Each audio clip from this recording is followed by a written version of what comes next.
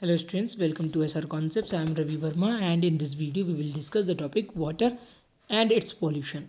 So first of all, there are different forms of water found on earth, and these forms are the water vapor found in atmosphere, the saline or salty water which is found in seas and oceans, and the fresh water which is found in frozen ice caps, snow covered mountains, or it is also found underground, or it is found in certain freshwater bodies like rivers, lakes, and ponds. So you will see that out of this total water, around 97.41% is found in oceans and seas. This is salty, so this is not usable by human beings. Now, only 2.59% of the total water is the fresh water, but out of this again around 1.95% is frozen in glaciers and ice caps, so even this water cannot be used.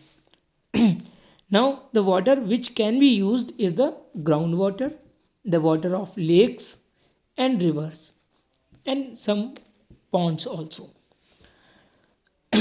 So here you can see that the amount of water that is usable is very little only. Now why water is necessary for life? Dear students, water is very important for us. This is important for life. Let's see. First of all, you may think that a number of activities like bathing, washing, irrigation, and manufacture in industries, these all activities require water. Okay, but there are certain other scientific facts which we should know, which show the necessity of water for life. So first of all, here you will see the presence of water in region decide the biodiversity of that area to a great extent.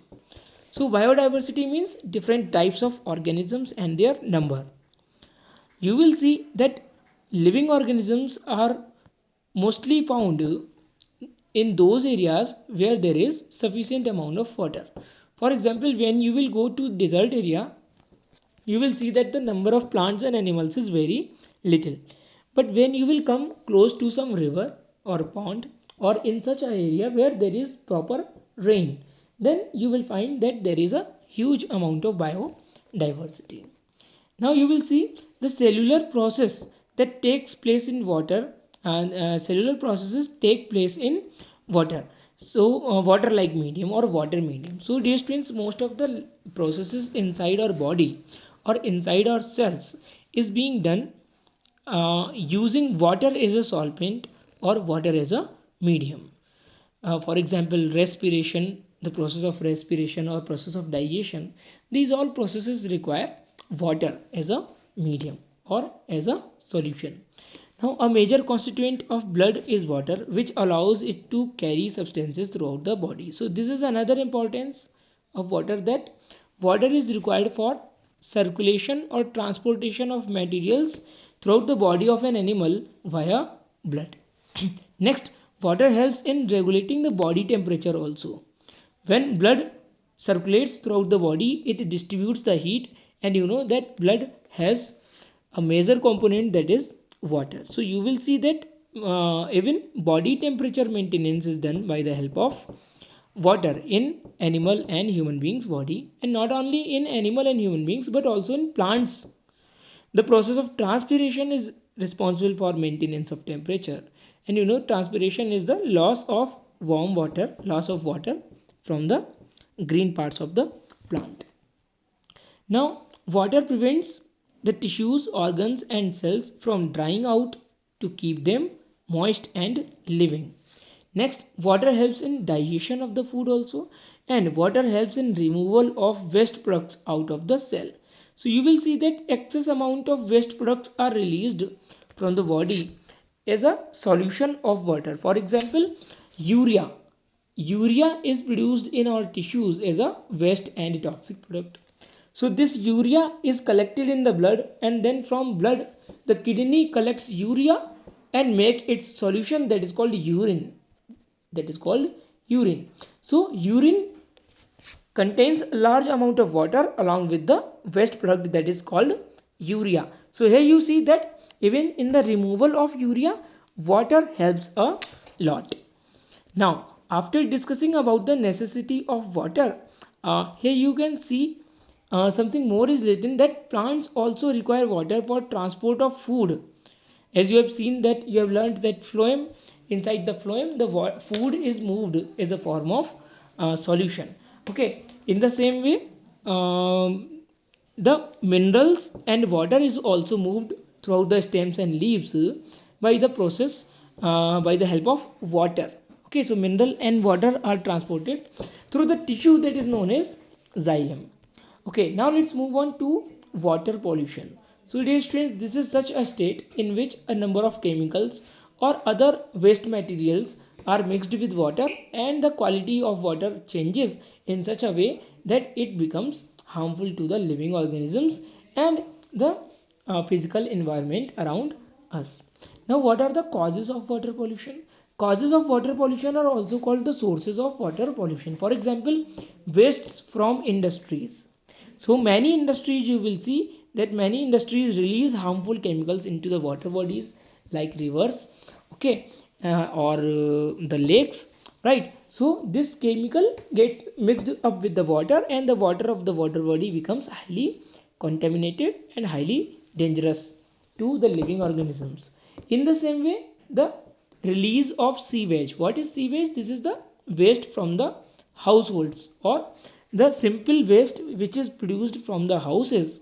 Generally it is also released into the sewage. In that case, you will see that the water will get spoiled. You know, the sewage may have a large number of bacteria, viruses and fungi. They will all mix with the water and pollute the water.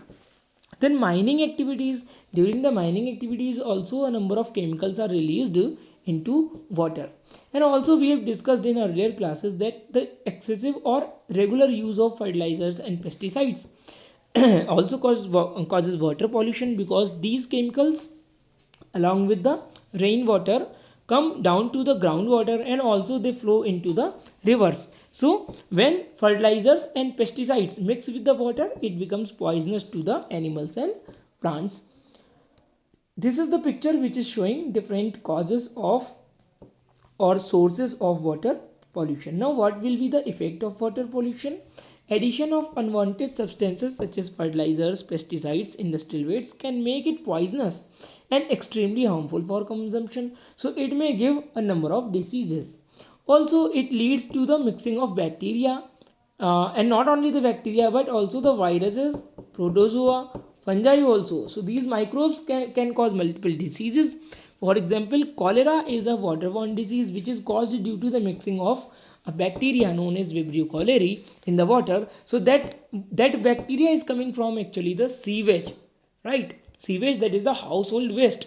So from that household sewage, the bacteria come into the water and they become very harmful to the living organisms or human beings.